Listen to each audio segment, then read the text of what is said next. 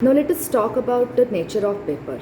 There are two papers in all, and these papers are conducted on the same day from 10 to 1:30. There is a break of half an hour between the two papers, but the candidates are not allowed to go out. That is, the first paper is from 10 to 11, and this first paper is of general nature, whereas the second paper is from 11:30 till 1:30. Now this paper is based on your subject which you have selected for this exam. Paper 1 is based on general knowledge, reasoning ability, aptitude, computer based questions, mathematics, comprehension. All such type of questions are asked in paper 1, and it is mainly to test whether you can become teacher or not. Whereas paper 2 is based on your subject of MSc. It is advisable that you select that subject which was there in post graduation. Candidates who are not able to find their subject can opt for such subjects which are related to their subjects. Those candidates who have already qualified SET cannot appear once again for SET exam in the same subject. If they do so, they will invite legal objections. That's why don't do that. Okay. Then comes paper second. What is the portion of paper second? So paper second portion is whatever you have learned in MSc, like cell biology is there, then physiology of plants and animals, classification, taxonomy. Then there are certain other topics like DNA related topics, genetics, anatomy, histology. All these topics are included. You will get the detailed syllabus on the website. So this you are supposed to take into consideration. Then there is one more. When the result is out, that is, there is no scope for re-evaluation or re-examination. Once the result is out, it is considered as final. But again, when the result is declared, at that time you are supposed to produce certain important certificates, like say non-creamy layer or certain other certificates for verification. Once the result is declared, this agency will not give you any mark sheet. Mark sheet is not given to any candidate, be he whether he is qualified or not. Okay, so this you will get e-certificate, and you will get the message for that. Once you get the message, you can just click on the link and download. But before doing that, you are supposed to provide the proofs, like evidences that you are the one, you are having the valid non-creamy layer certificate and other such certificates. Okay, in that case otherwise you will not get e-certificate. You can download e-certificate, take the photocopy of it. Better to keep the laminated photocopy with you. At the same time, you maintain that e-certificate somewhere properly, copy it at 3-4 places, so that even if it is lost, if your mobile is lost, if something goes wrong with your mobile, you will always have this spare copy. Okay, this is all about SET exam. Now we will talk about NET exam, that is CSIR NET. Now when we talk about CSIR NET and UGC NET, what is the difference? UGC NET is conducted by NTA, whereas CSIR NET is also a part of it, but there is a difference. Now when we talk about NTA NET is not having negative marking. At the same time, SET exam is also not having negative marking. But CSIR NET exam is having negative marking. So negative marking is 0.25% for each wrong question. That is 1/4. Not entire mark is cut, only 1/4 mark is cut. For example, if your first answer is correct, second answer is correct, but third answer is wrong, in that case, suppose you have got 2 plus 2, that is 4 marks for the first two questions, and the third question is wrong, that is your 2 marks are gone. At the same time, 0.5% marks will be cut. So it is 4 minus 2.5. That will be your score. This way it is calculated. So there is negative marking in CSIR NET, but there is no negative marking for SET exam and UGC NET exam. At the same time, the subjects which are available are different. Like for SET and NET, a variety of subjects including the subjects of art faculty, then commerce faculty and science faculty are available. But in case of CSIR NET, only the subjects of science faculty are there, like life sciences, then comes mathematics, chemistry, physics, all such topics are covered here. And CSIR NET mainly focuses on research work. That's why if you are preparing for SET and UGC NET, you cannot say you are preparing for CSIR NET because the pattern is totally different. Remember this very well while preparing. If you say that, yes, I am preparing for SET exam and there is no need to study for CSIR NET, then you are wrong. It is not like that, because CSIR's pattern is totally different, which we will discuss now. First of all, let me tell you, this exam, CSIR NET, is for 3 hours continuously. There is no break, nothing. It is for 3 hours. And the total marks for this exam is 200. Okay. Now there are 3 parts, Part A, Part B and Part C. Part A is having 20 questions, out of which you are supposed to select any 15 questions. Means you have to attempt any 15 questions out of 20. And Part A is again based on aptitude, reasoning ability, general questions, mostly related to the mathematics or reasoning ability. Okay, those are of general nature, but you are supposed to solve, because CSIR NET's papers are of applicable level. Same is true for SET and NET, but CSIR's difficulty level is slightly high, so you are supposed to practice it. So you can say Part A is having general questions related to mathematics, reasoning ability, aptitude and all such things. Then comes Part B and Part D. Now when we talk about Part A is having 20 questions. Each question carries 2 marks in Part A. So suppose your first question is correct, then you will get 2 marks for each correct question. So 15 into 2, that is 30 marks. So Part A is for 30 marks. Whereas when we talk about Part B is also having many questions. Okay, there are 50 questions. Out of 50 questions, you are supposed to attempt only 35 questions. And each question carries 2 marks again. So 35 into 2, that is 70. So you may say that Part A and Part B account for 100 marks. Then comes Part C. Part C is very important. Why? Because each question carries 4 marks. Again here you are having internal options. There are many questions, but you are not supposed to solve all the questions. That is, there are 75 questions. Out of 75 questions, you are supposed to solve only 25 questions. And each question carries 4 marks. That is 25 into 400. So Part A 30 marks, Part B 70 marks and Part C 100 marks. This way this paper is of 200 marks and the time given to you is 3 hours. Okay, that time is sometimes sufficient, but if you are solving, then it is not sufficient. I will advise you to go for Part A and Part C first. You may go for Part B later. It depends. You just see the paper superficially and decide what is better for you. But my advice is you better go for Part A and Part C first, because Part C is each question is carrying 4 marks. That is one reason. And second reason is, as there are so many internal options, we think that we have so many internal options, but that is not true. It takes time to read each and every questions, and there may be a question which may be easier for you, but you might not have read or you might not have got time to read it. So it becomes easier to go for Part C, read the questions superficially, don't read thoroughly because you won't have that much time, and go for the question which you feel easy at the first glance. Okay, so this is all about papers. The portion is almost the same, but the difficulty level is slightly high. There are so many books which are available in the market, like Upkar's book is there, Arihan's book is there. So you can buy those books and study. There are certain other websites through which you can simply download the paper. For example, GradeUp.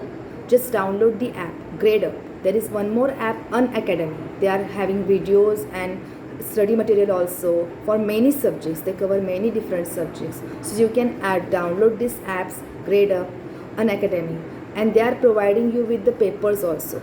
Again, all the papers and all the exams are not covered by this app. So you just see which is best for you, select and download. There is one more very reliable and useful app particularly for UGC NET, that is Examrace. Examrace, just click type Examrace and you will get the link. Just download it and with the help of it study properly. You can download papers, portions, there are shortcuts and easy methods shown to solve some sums and to save time. So you can go for such type of options and make sure that when you are filling the form, when you are filling the form, nowadays it happens that we fill it online, everything is done online. So you must make sure that you are having your passport size photo in JPG format. At the same time you are having your signature. Signature means you can sign on a paper, take a photo of it and convert it in JPG format or JPEG format. It must not exist 50 KB, that is photo, and sign must not exist 30 KB. Sometimes it changes, sometimes it is 20 KB only. So you just go, when you will open the site, you just read the instructions properly and keep all these things ready. At the same time, they will not ask you for that OBC certificate or other certificate at the first instance. They do not ask you immediately. But once the result is declared, these things are asked. So better you keep it ready, valid OBC certificate and other such documents. At the same time, when you are filling the form, you take your certificates with you, sit there, because they may ask you the percentage of a particular year, and your name also, which is typed on your 10th standard certificate. So all these things must be ready with you. Keep those things handy. Then you just open that link, with the help of link, open the form, fill it, go on filling it. After that you will have to upload your photo and signature. Once you upload your photo and signature, you will have to do the payment. And now you know, because of COVID-19 there are so many problems. That's why I will advise you to pay online. You can use your credit card, debit card, then UPI, Bhim apps. All such many such apps are there. With the help of these apps or just by using the guidelines, you can simply pay the amount online. Again, this CSIR NET was supposed to be conducted in the month of June. They were at this same time, it is like the last date was 16th of May to fill the form. But still you have chance, that is, you can still fill the form because the date has been extended till 31st of May. In case of SET, the date has gone. You cannot fill SET form. But in case of CSIR NET, still you have time. If you are studying in the last year of MSc, or if you have already if you have already passed MSc and you are waiting for your result, you can apply for it. But the only condition here is 50% for OBC, SC, ST, VJ and all, and for open it is 55%. Same rules are almost same rules are applicable for CSIR NET and SET. So take care of it. At the, now when you are applying for it, make sure that you are selecting the nearest exam center. Why? Because for SET exam there are only 15 exam centers all over Maharashtra and Goa. But in case of CSIR NET, you are lucky to select the nearest exam center. Why? The reason is SET is conducted offline. It means you will have to darken the circle. That is, OMR sheet is given to you. There are 4 booklets, A, B, C, D, and you are supposed to darken the circle in case of SET exam. But in case of NET exam, it is online. That is CBT, computer based. Okay. So that's why you are not supposed to darken the circle. You will be given a particular seat. You will sit in front of computer and you will be simply selecting the options. This is how you are supposed to solve the paper. And this is the very reason why the centers are available in your city also. Like suppose you are from Sindhudurg, Kudal, Ratnagiri, Goa, wherever. You will have to select that center. That your center will be say within 60 kilometers or so, and you will have to go there, appear for the exam. That will become easier for you. And one more luckiest thing is that SET result is declared late because it is the offline exam, whereas NET result is sometimes declared within 15 to 30 days. because it is an online exam. But even if result is declared, you do not come to know whether you have qualified or not. It takes time. If there is no any problem, result will be declared within a month. But if there is any problem, then it may get delayed. So but at the same time, if you are having your scorecard with you, you can well guess that you have qualified or not, because 6%, the top 6% are declared as qualified in case of SET as well as NET. The top 6%. Again, here reservation policy is used. Now, what is reservation policy? Reservation policy is the policy where the candidates belonging to a particular category is given or allotted some seats. Like, say, in case of OBC,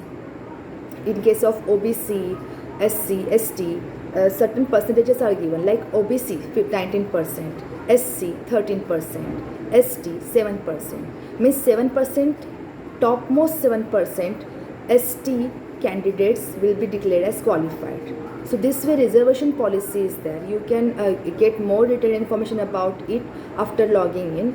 So for different BCD, VJ, BCD, for them also reservation is there, like 2%, 2.5%, and for PWD also 4% reservation is there horizontally. Even for orphans, 1% reservation is there, even if they belong to open category. But for that, they will have to produce the valid certificate. This is a common rule for all the exams, both SET as well as CSIR NET. And again, for CSIR NET, they also ask for the caste certificate, which you are supposed to produce if you are not if you are belonging to non-creamy layer, if you are belonging to SC, ST or OBC. At the same time, if you belong to economically backward class, you are not given any concession, but there are some concessions for this, like in fees. Economically backward class individual will get concession in fees, but he will not get any concession in case of. Now let us talk about fees. The fees for this exam is 1,000 for for open category, 500 for OBC, for SC and ST it is 250, and person with disability is not supposed to pay any fee. Now, this exam was supposed to be conducted on 21st of June, but because of COVID-19, this has been postponed. And the new date will be declared very soon. While prepare systematically, like I told you, the Upkar's book or Rehan's books are quite reliable. But I will advise you to not just go for one book.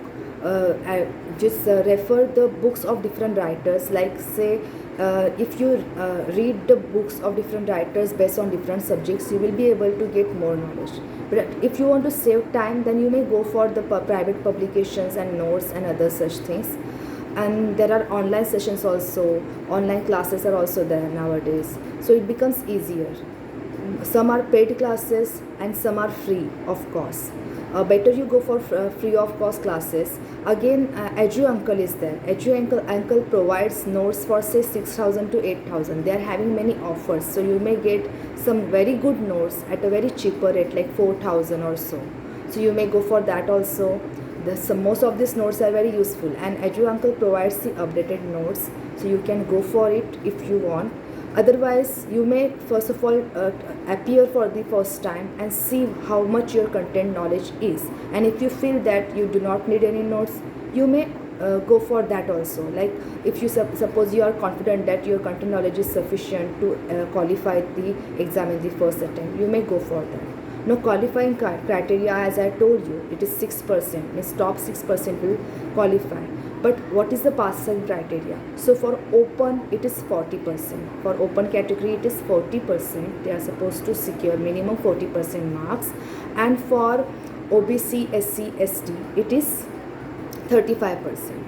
But again, for economically backward section, it is 40% only. It is not 35%. That you should remember. They are getting concession only in fees, not in marks. Okay. Again, for orphans also the same rule is applicable. Even orphans are considered as open unless they belong to SC/ST. So these are some rules which you should remember. But remember, passing and qualifying are the two different things. That is, if suppose you secure 40% marks or say 45% marks, it means you have passed. It means you have passed in both the papers. But that doesn't mean you are qualified. So when do you qualify? Suppose your percentage is 55%, and if you are among the top 6% candidates, a formula is used for it. If you are among the top 6% candidate, you are declared as qualified. Otherwise not, even if you pass the exam, even if you pass in both the papers. It is important to pass in both the papers, and aggregate marks are considered for both the exam, that is CSIR, NET as well as SET. Aggregate marks are considered. These are some important points which you should remember.